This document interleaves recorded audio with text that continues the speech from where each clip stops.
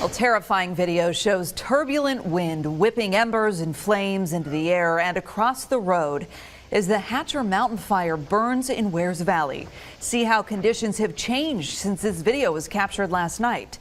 Plus homes, cars, land destroyed. But there are ways for you to help. Good evening and thanks for joining us for WVLT News at 10 on CW Knoxville. I'm Amanda Hara. A major update to our breaking news coverage of wildfires burning in Sevier County. The Hatcher Mountain Fire now 45% contained. But there's another fire growing now in Seymour. Take a look at this image from Chris Moriarty. He tells me he took it around 8:45 tonight.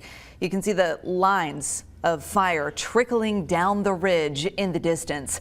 Authorities call this the Millstone Gap Fire. They say it's now 650 acres. They say the firefight continues overnight with airdrops starting back up in the morning. Hatcher Mountain Fire in Wears Valley now 45% contained, as we mentioned. It's burned more than 3,700 acres. Smoke still filling the skies. Officials report at least 100 homes or cabins or buildings have either been damaged or destroyed.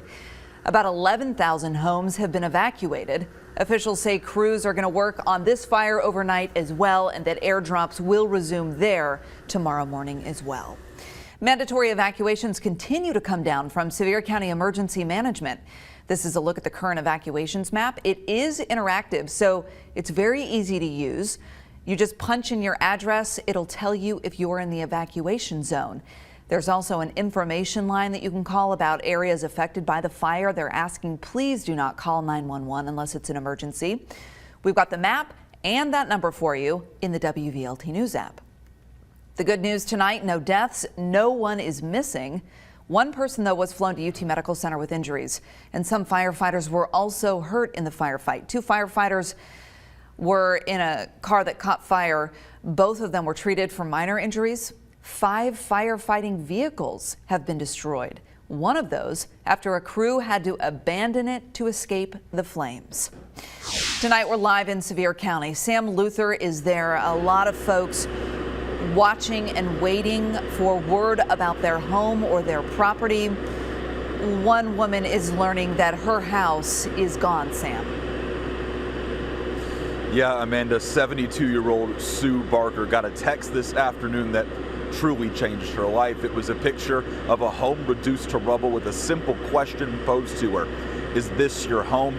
She zoomed in, took a closer look, and then realized the unimaginable had happened. It was her home. Tonight, she's left with only the clothes on her back, thankful to be alive, but now pondering what her next steps are. The thought of this level of devastation never crossed Sue Barker's mind. Not once, or I would have taken a lot with me. Didn't even think about it. The 72-year-old left her home on Hatcher Mountain Road Wednesday morning for work. She hasn't been able to return due to the mandatory evacuations, not knowing if her home was okay until she got a text from a friend asking a simple question. Is this your house? And I wouldn't have thought it was my house, but I had 3 wrought iron chairs that had baskets of flowers in them, and I recognized the chairs. I would have never dreamed that was the house. Never. Working as a realtor, she got this picture in the middle of a work day, leaving home with only the clothes on her back, not knowing it would be the last time, thinking about the precious memories inside. I just thought, I have tubs of handwritten greeting cards from my grandchildren and my children. They don't even know I saved that. I was saving it for when, I'm gone, they can open it up and see. Oh, Mom loved us enough to save all the silly little drawings we did and stuff. I had a whole tub of those, and I know they're not there. It's those memories that mean more to Barker than the possessions, like the jewelry and her entire life savings in cash. She lives alone and likes it that way. Now she doesn't know what's next, but still thankful for life, standing brave in the face of adversity. And I'm trying so hard to keep it together and stay calm because I'm alive, and thank God no one else has passed away in this. And we made it through 2016, and we'll make it through this. Now, Barker tells me that for the next couple and even several nights, she's got a hotel and a place to stay all covered for her by family, friends, and the service industry as well that has chipped in to help her. But Amanda, she told me, like you just heard there, She likes her independence and is still considering a next step of living alone like she's done for so many years. She's talked about even sleeping on the couch that you saw her sitting on right there in her office, as well as possibly scraping some money together to buy potentially a mobile home. Amanda, really heartbreaking stuff to hear, as again tonight she's still trying to figure out what her long-term solution is going to be. And I worry, Sam, that we're going to hear more stories just like that, and a lot of people at home probably wondering, gosh, I wish there was a way for me to help.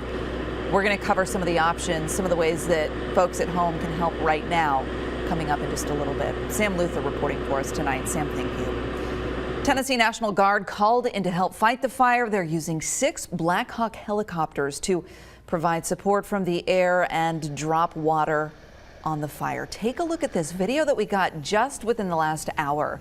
Tennessee National Guard sharing these images with us.